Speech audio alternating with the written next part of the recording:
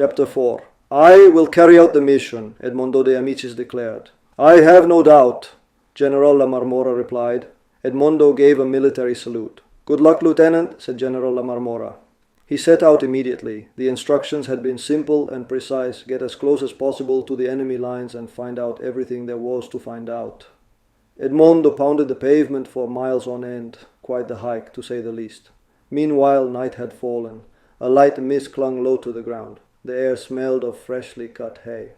Over the hills of Custoza, the moon was a creamy yellow, like butter fresh from the churn.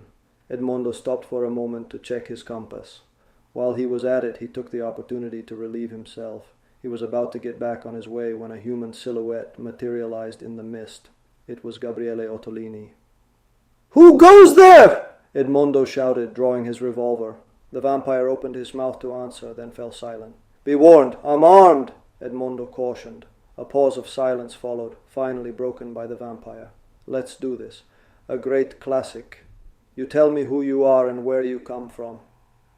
Then I'll decide whether to drink your blood or not. What do you say?" Edmondo, perplexed, scratched his chin. "I'm not so sure about the last part of your plan. Why on earth would you drink my blood?" "Because I'm a vampire, naturally." Edmondo scrutinized him from head to toe. He lingered on the hands, hooked, pale, long and veiny, fingernails rimmed with black. "You don't like my hands?"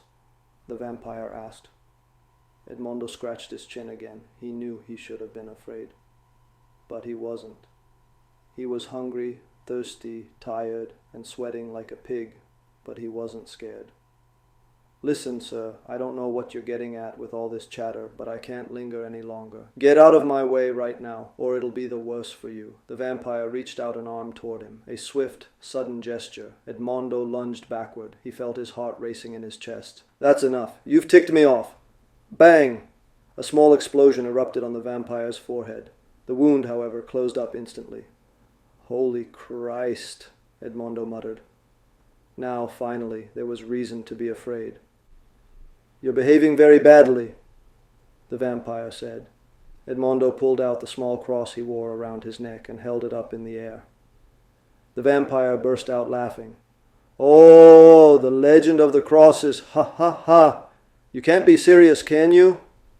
"I thought you couldn't even look at them," Edmondo said. "Hogwash!" the vampire shot back. "I can look at whatever I want." A new, longer pause of silence followed. When Edmondo spoke again, his voice was no longer an imprecation. "And that rumor about the shape-shifting, that you can become wolves or bats?" "Hogwash," the vampire said, punctuating each syllable with care. A third pause followed. Strange, chilling.